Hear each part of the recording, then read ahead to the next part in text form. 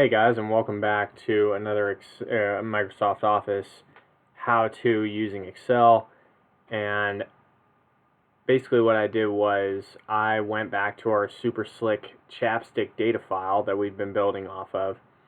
And what we're going to do in this table, we are actually going to build a pivot table out of this information. So what I did is from the VLOOKUP video to now, I actually built some sales data in here. So now that we have the price per container and what you're going to sell it to each store at, we have the order per store based upon the store number that we have in column E. And what we're going to do is we found the total sales dollars that are going to associate with how many containers and what price we sold it to them at, and we're going to get the total sales dollar amount. So to get that, how I did that was I took what the total order per store was and I multiplied it by the price per container that we sold it to the customer at, and I built it with this formula equals O2 times N2, and you get the total sales per store.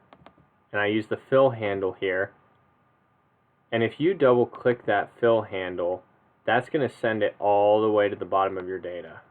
An example would be, there you go.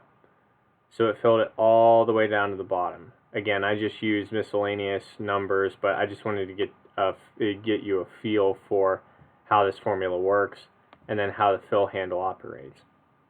So now that we have all that information, we're going to go ahead and build a pivot table.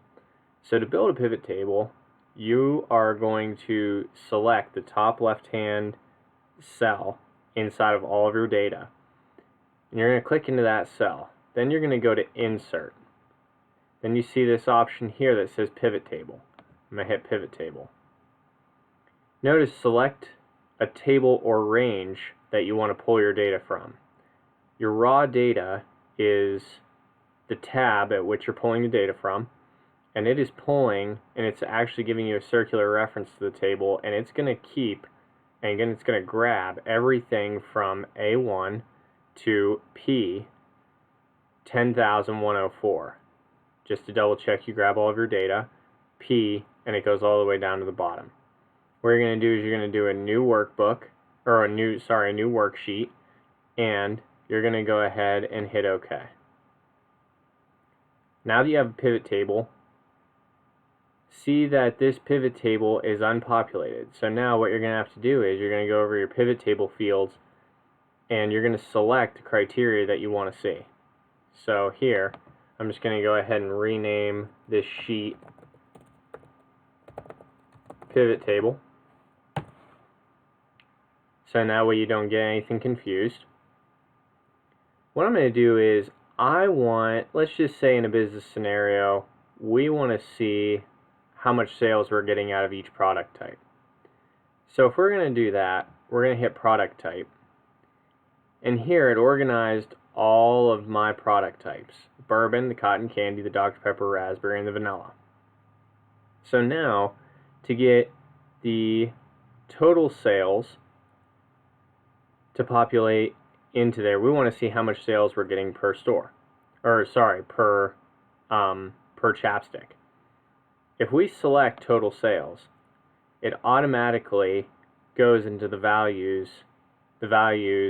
field, and it's summing. This definition says we're summing all of the total sales per product type. Here's your total sales.